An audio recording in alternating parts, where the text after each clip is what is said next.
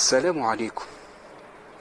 تفاصيل جديدة حول فيديو فضيحة دنيا الصيفية بالدليل الواضح: كشف الحقيقة الفيديوهات المسربة لدنيا الصيفية.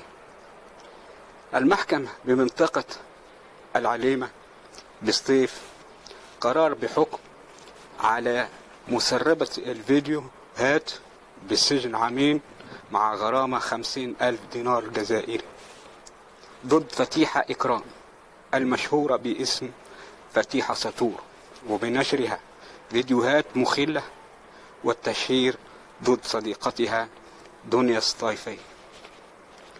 والأسباب: هناك مشاكل بينها وبين خطيبها السابق الذي الآن هو يعيش بأحد الدول الأوروبية.